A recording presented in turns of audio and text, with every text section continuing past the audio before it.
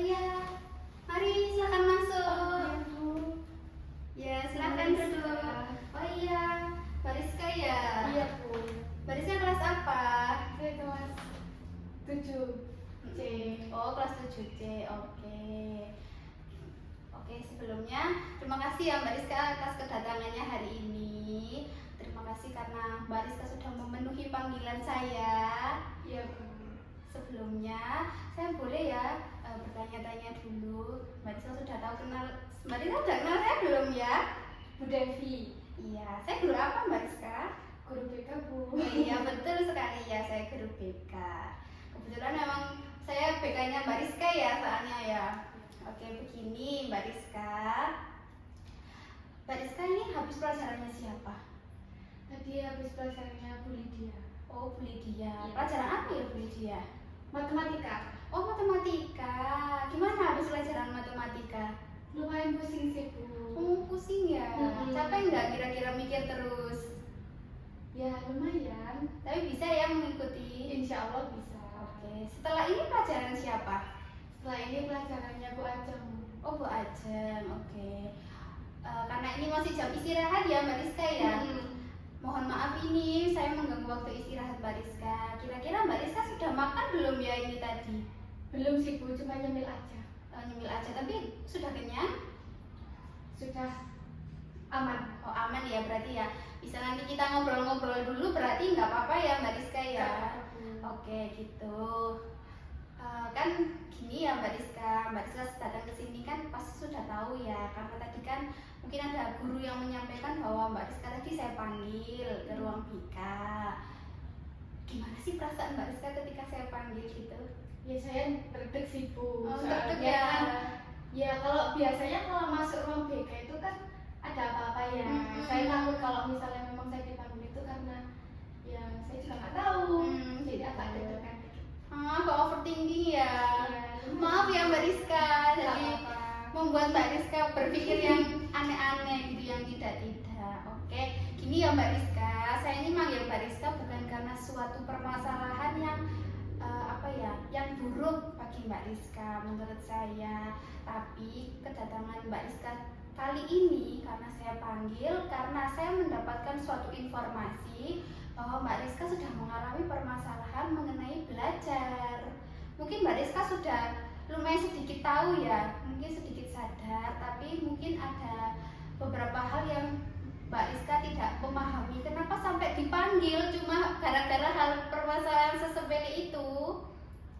Tapi saya harap Mbak Rizka bisa menerimanya. Kita di sini sharing-sharing aja Mbak Rizka. Kan saya sebagai guru BK itu bukan hanya menangani siswa yang bermasalah aja.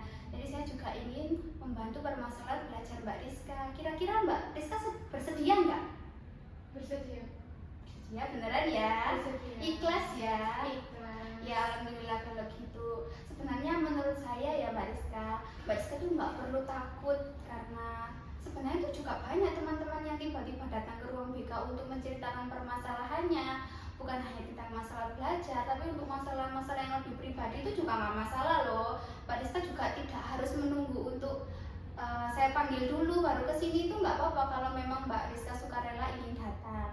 Dan tentu saja ketika Mbak Rizka dipanggil, Mbak Rizka nggak usah takut karena saya kan di sini sebagai guru BK akan memfasilitasi Mbak Rizka, dan juga selain itu tenang saja karena saya kan guru BK, insya Allah saya bisa menjaga kerahasiaan permasalahan yang dihadapi Mbak Rizka ini. Tapi ketika sudah ada kerahasiaan seperti itu, saya juga berharap Mbak Rizka itu bisa lebih terbuka sama saya. Tolong diceritakan segalanya dengan sejujur-jujurnya, karena dengan begitu kita nanti bisa mencapai atau mencari solusi yang memang ingin dicapai oleh Mbak Rizka, gitu ya. Iya, Bu, baik. Bisa dipahami ya? Insya Allah bisa. Sudah, jangan takut lagi, nggak apa-apa, nanti cerita-cerita aja gitu ya, yang santai gitu. Kira-kira ini saya mau lanjut ke suatu cerita yang ingin diceritakan Mbak Rizka. Boleh nggak saya mendengarkan itu? Mbak Rizka sudah siap belum untuk menceritakan hal itu? Sudah. Oke, kalau begitu kita mulai saja percakapan ini. Semoga Mbak Rizka bisa menceritakannya dengan sebaik-baiknya. Oke, saya ingin bertanya.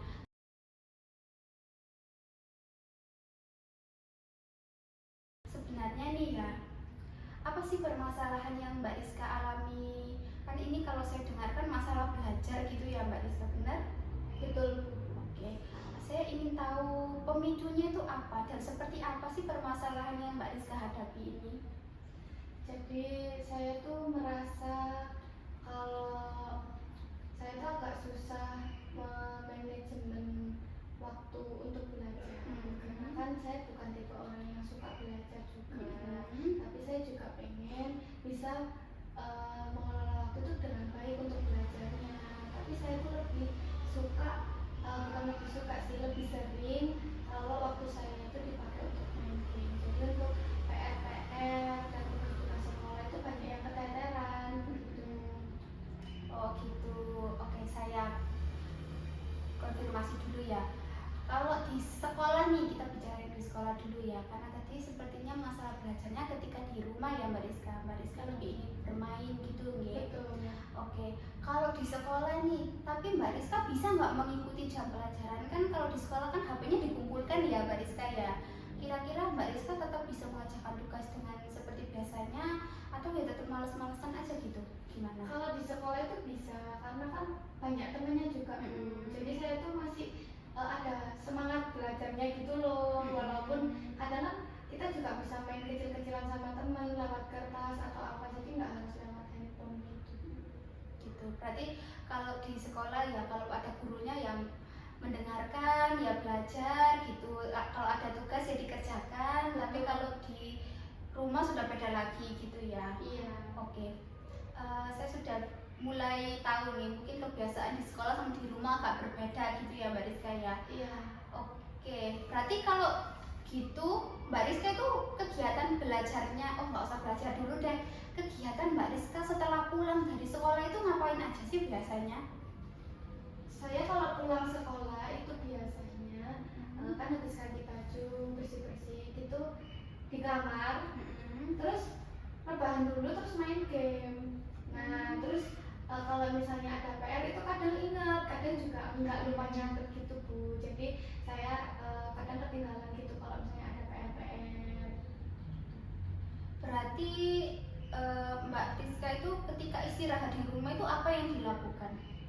Main game. Oh main game gitu ya. Main gamenya itu di rumah apa kayak sama teman-teman di kampung gitu? Biasanya gimana? Di rumah aja sih. Oh di rumah aja. Tapi kayak mau bareng-bareng gitu nggak sih biasanya kalau anak-anak zaman sekarang yang saya tahu? Iya Bu, ada mamanya juga sama teman-teman di rumah gitu. Oh gitu. Jadi nggak harus keluar ya, tapi tetap bisa mabar. Iya. Kira-kira bermain HP-mu itu berapa lama sih? Kan misal kita sekolah ini pulang jam 3 ya, kan nggak mungkin juga kamu jam 3 langsung bermain gitu ya. Paling-paling nanti jam 4 mandi dulu gitu. Ngaji nggak kamu di rumah? Enggak Bu. Oh nggak ngaji. Berarti sorenya habis istirahat terus tidur dulu nggak? Kadang ketiduran, kadang enggak gitu. Kalau misalnya enggak, biasanya nonton TV aja sih.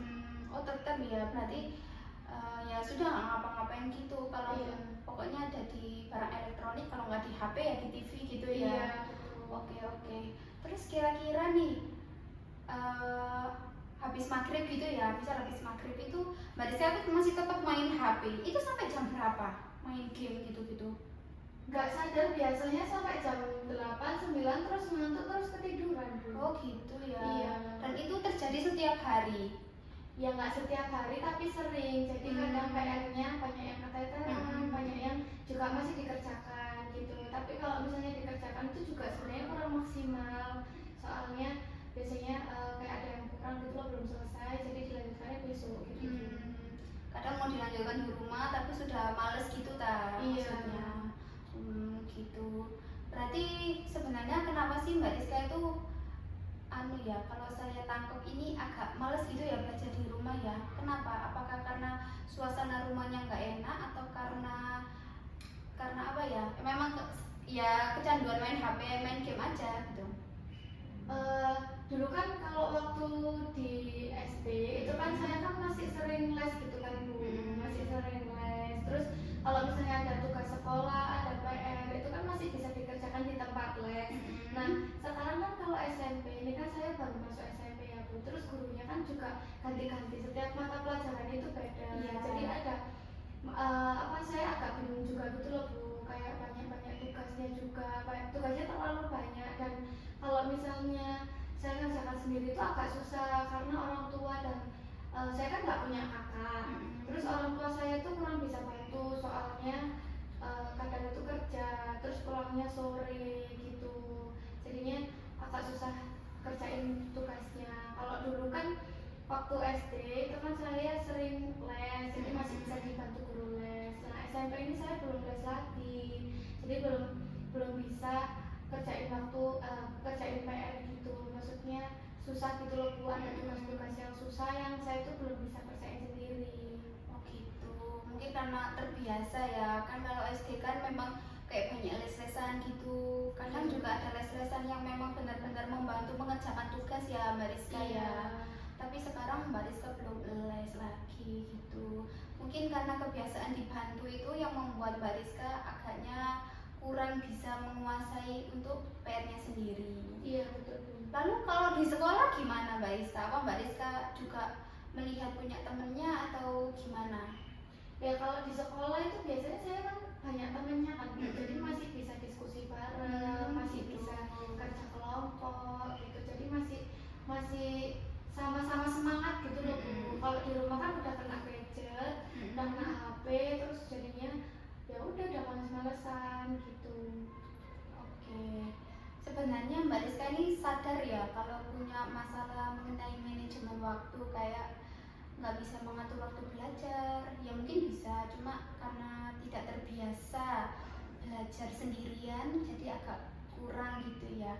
Kira-kira nih ketika Mbak Rizka sudah memahami bahwa kok kayaknya ada yang salah dalam diriku mengenai permasalahan belajar ini, apa sih respon yang Mbak Rizka hadapi terhadap kayak diri sendiri itu?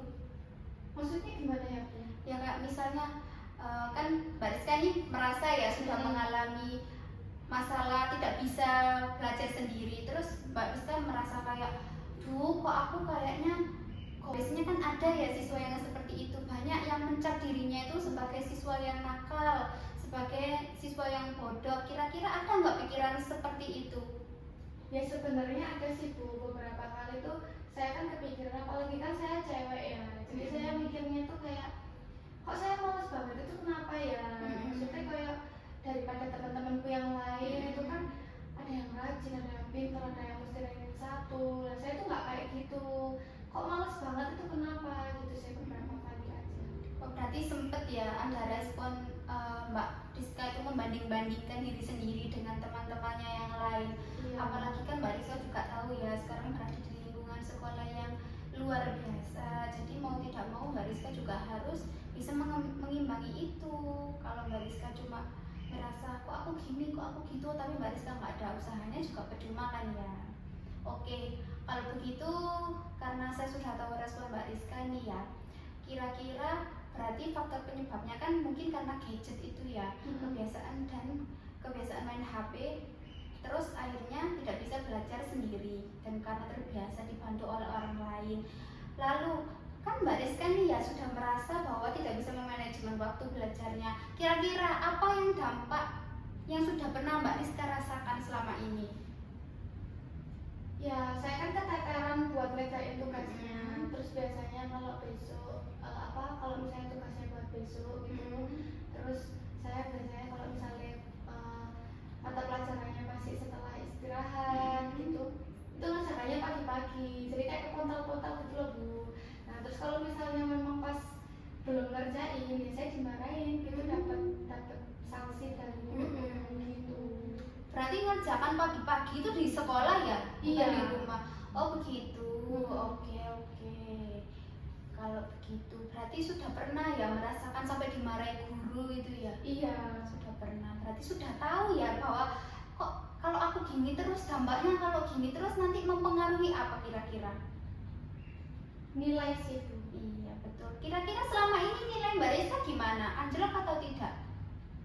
Ya saya rasa sih lumayan, sampai saya merasa pemalas itu ya lumayan, saya lumayan anjlok. Iya lumayan anjlok ya. Berarti ya sebenarnya sudah sadar, cuma belum tahu gitu ya cara mengatasinya seperti apa. Oke, kalau gitu mari saya bantu nanti kita cari solusinya bersama-sama untuk mengatasi permasalahan yang Mbak Rizka hadapi ini mengenai manajemen waktu belajar. Dan tadi kan sudah tahu ya bahwa konsekuensinya tentu saja banyak, dan kebiasaan-kebiasaan yang Mbak Rizka lakukan di rumah itu juga tidak sehat ya untuk ukuran anak SMP itu. Apalagi kalau kebanyakan main HP atau nonton TV, dia eman-eman, nanti matanya kalau sakit gimana? Kamu mau tak masih muda udah pakai kacamata? Enggak sih Bu. Nah ya itu, makanya dari itu. Oke, sebelum kita menemukan solusi bareng-bareng, kira-kira tujuan apa sih yang pengen Mbak Rizka capai untuk permasalahan ini? Saya pengen biar nggak kecanduan lagi, maksudnya sering main game setiap hari, terus sama biar tugas-tugasnya itu semuanya itu bisa diselesaikan, maksudnya tepat waktu, nggak harus buru-buru gitu. Oke, intinya biar bisa memanajemen waktu belajar, nanti di rumah belajarnya lebih maksimal gitu ya. Memang kan ya namanya anak sekolah itu kodratnya ya harus belajar di mana saja, tidak hanya di sekolah aja. Oke, kalau begitu tadi permasalahannya karena Mbak Rizka tidak ada yang menemani ketika belajar dan kecanduan HP yang sering mabar sama teman-teman. Game apa sih biasanya? Kalau anak zaman sekarang tuh ML sih Bu. oh ML, iya. Ya nggak apa-apa lah sesekali, tapi ya jangan keterusan gitu ya.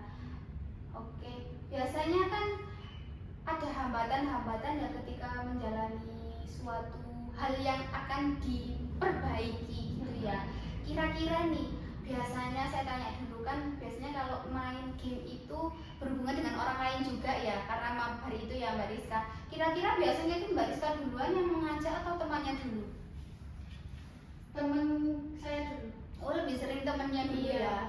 Tadi Mbak Rizka, oke gas gitu ya, gas terus. Oke cow gitu ya. Oke, untuk mengantisipasi hambatan-hambatan yang seperti itu muncul, kira-kira Mbak Rizka harus bisa ngomong tidak. Ngomong tidak itu susah apa enggak sih? Kalau sekarang tidak gitu ya nggak susah Bu. Tapi kalau misalnya biasanya pas diajak main temen ya itu agak susah. Ayo sekarang Mbak Rizka harus berusaha ngomong tidak. Rizka ayo main. Tidak. Oh gitu. Bisa ya, padahal saya ajak main bisa loh nolak. Harusnya bisa dong kalau nolak teman-temannya. Iya, insya Allah bisa Bu. Iya, pasti bisa dong, nggak mungkin nggak bisa. Asal Mbak Rizka mau berusaha gitu ya.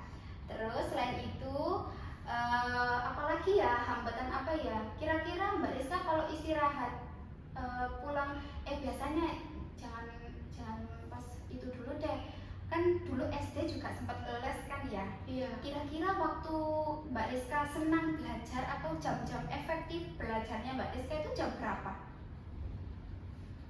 Habis maghrib atau sore-sore gitu? Sore sih Bu. Sore ya. Dulu kan waktu SD kan, waktu SD itu kan pulangnya nggak yang sesiang waktu SMP. SMP kan jam 3 baru pulang. Kalau SD kan enggak. Nah terus siangnya itu sempat tidur siang dulu, terus baru sorenya disuruh les gitu. Nah kalau sekarang tuh merasanya udah capek gitu kan sore, terus kadang ketiduran pas sore. Tapi Mbak Rizka seneng nggak misal belajar malam hari gitu? Senang juga, tapi kalau terlalu malam enggak suka sih. Oh gitu ya, oke. Berarti kegiatannya Mbak Rizka kan nggak ada ngaji, juga nggak ada kumpul-kumpul gitu ya, cuma kegiatan mungkin eskul aja sore. Ketika pulang sekolah kan langsung ya, nggak pulang dulu kan. Nanti eskul pulang sampai jam 5, nanti terakhir ya sudah pulang habis maghrib gitu kan. Iya. Nah oke, karena kayak gitu, itu juga sebenarnya bisa loh menjadi salah satu cara untuk Mbak Rizka itu pertama kali harus mencari jam efektif belajar. Misalnya kamu mau belajar, oh aku bisa belajarnya mulai nggak usah lama-lama deh, mulai dari maghrib sampai isya. Maghrib ke isya kan nggak lama waktunya, nggak ada 1 jam loh. Masa nggak bisa dibuat belajar yang fokus gitu? Nggak ingin dicoba kan? Iya Bu. Insya Allah nanti saya coba ya. Nggak apa-apa, aja, siapa tahu niat baiknya bisa menjadi suatu kebiasaan yang baru. Selain itu nanti kan juga bisa dilihat ya, kira-kira seminggu dulu atau 2 hari dulu, kira-kira ketika kamu belajar jam maghrib sampai setelah isya itu kamu maksimal nggak? Kira-kira bisa masuk di otakmu nggak? Kalau nggak gitu kamu bisa nggak mengerjakan 5 soal itu? Misalnya ini contoh kalau ada tugas ya, jadi nggak melulu kayak mulai maghrib sampai jam 9 malam, itu nggak harus seperti itu. Yang penting itu pelan-pelan dulu, waktunya sedikit-sedikit gitu Mbak Rizka. Iya Bu. Tapi kalau iya gitu aja, tapi kalau nggak dilakuin juga nggak bisa loh ya. Jadi kamu harus juga punya kesadaran diri. Iya, nanti insya Allah saya lakukan dulu. Oke, kalau gitu. Selain itu, saya juga ada salah satu cara lagi nih. Tapi kamu harus rajin-rajin mencatat. Kan biasanya perempuan suka mencatat ya. Gini, saya punya, ini saya kan punya kertas. Nanti tulis aja di bukumu, ini nanti kertasnya buat contoh aja gitu ya. Iya Bu. Nanti kamu tolong buat tabel. Tabelnya tuh seperti ini. Lalu setelah itu ya biasa aja. Ini ditulis hari. Misal hari Senin gitu ya.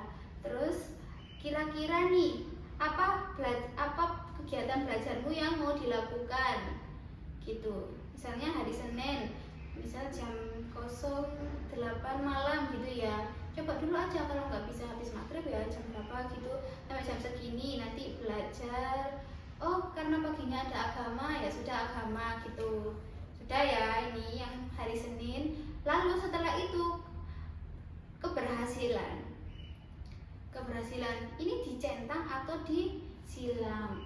Jadi misal kamu berhasil ya kamu dicentang, kalau kamu gagal berarti ya disilam. Oh gitu. Tapi saya berharapnya kamu selalu dicentang ya.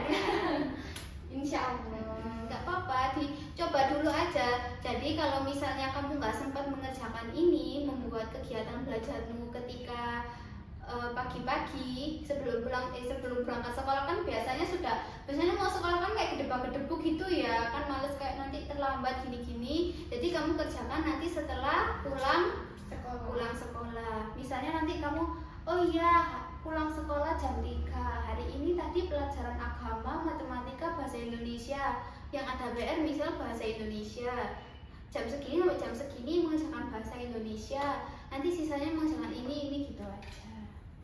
Setelah itu, setelah keberhasilan iya atau tidak, nanti tambahkan tabel kira-kira ada hambatan lain nggak yang terjadi.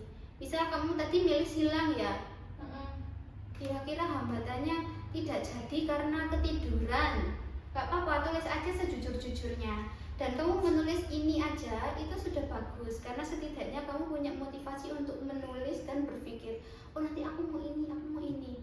Semua itu tergantung niat dan apa yang akan kamu lakukan nanti. Setelah itu ya sudah, tulis keterangan aja. Berjalan maksimal karena saya sudah berusaha sebaik mungkin, gitu-gitu aja nggak apa-apa. Coba pelan-pelan. Bisa dipahami tabelnya? Ada yang mau ditanyakan? Saya mau tanya Bu, ini nanti itu ditulisnya setiap hari apa gimana? Betul sekali, ditulis setiap hari. Kamu tabelnya satu aja nggak apa-apa, tapi nanti dilanjutkan misal ini nanti ada 10 lembar ya, karena setiap hari kamu harus menulis. Meskipun Sabtu Minggu kamu juga harus menulis, karena kan belajar tidak harus ketika kamu hari weekday aja ya, soalnya kan pulang sekolah terus kamu belajar, nggak harus gitu. Sabtu Minggu kamu juga ditulis ini juga nggak apa-apa. Tapi kalau misal tidak berhasil ya tulis aja alasan sebaik-baiknya. Dan saya harap untuk tugas rumah ini kamu laksanakan selama 1 bulan penuh. Bisa?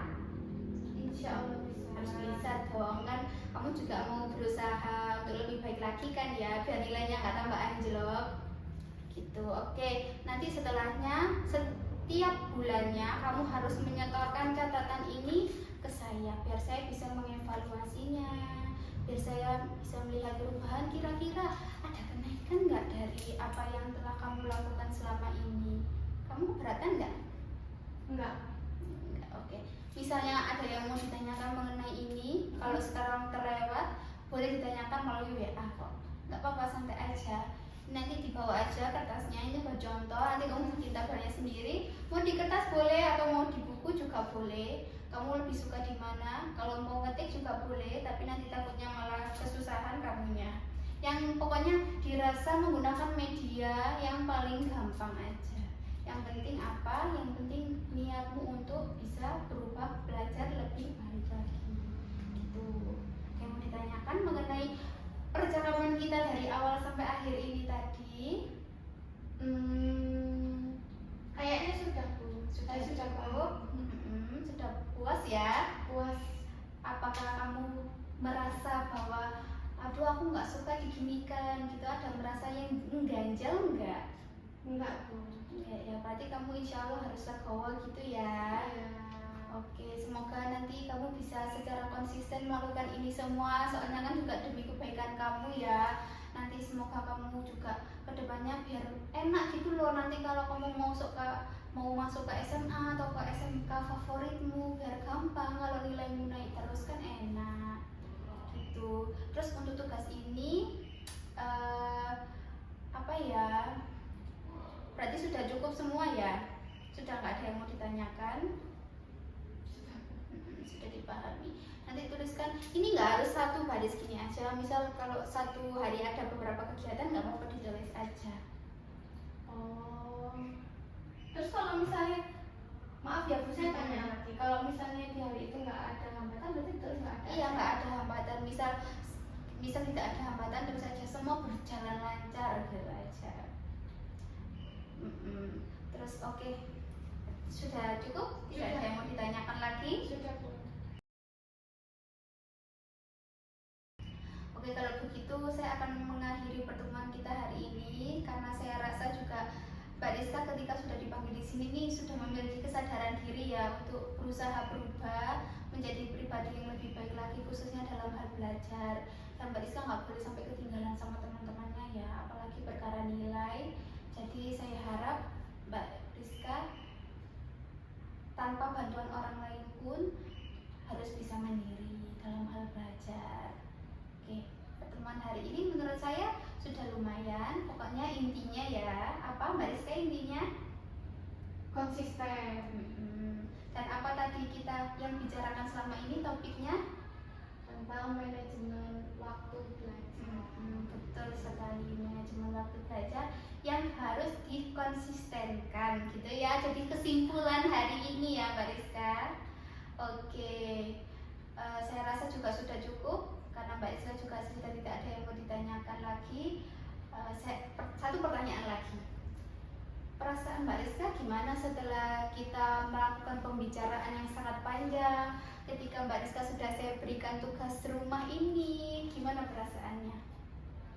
Perasaan saya alhamdulillah lega ya Bu, karena saya bisa tahu solusi apa setelah dari maksudnya dari masalah